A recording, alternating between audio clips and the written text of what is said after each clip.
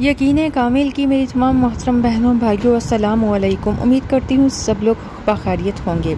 आज की वीडियो का मौजू बहुत ही प्यारा मुजर्रब अमल है, जिस अमल की बदौलत से अल्लाह तबारक तआला सबको साहिब औलाद करेंगे।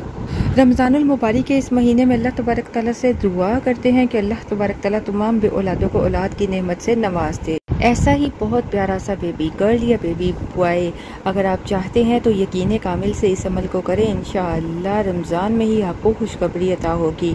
सभी लोग एक दूसरे के लिए लाजमी दुआ किया कीजिए ताकि उनके सदक़े से आप लोगों को भी वो चीज़ मिल जाए जो आप दूसरे के लिए मांग रहे हैं। साहिब औलाद होने के लिए ये ज़रूरी नहीं कि आप कहो बेटा हो या बेटी हो। साहिब औलाद होने के लिए चाहे अल्लाह तबारक तआला बेटे की नेमत से नवाजे या बेटी की रहमत से नवाजे, उसे हंसी खुशी कबूल करना चाहिए।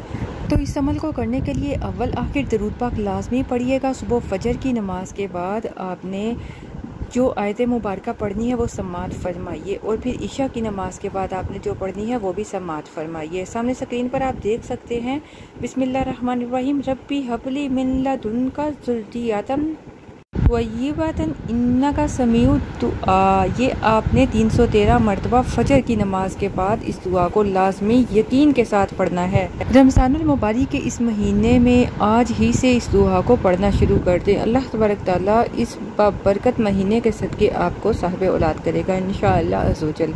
फजर की नमाज के बाद 313 मरतबा इस दुआ को पढ़िए, और फिर रात को इशा की नमाज के बाद आप 313 मरतबा इस आयत मुबारक को पढ़ें। रब्बी ला तज़रनी फर्दम व अंता खैरुल वारिसीन।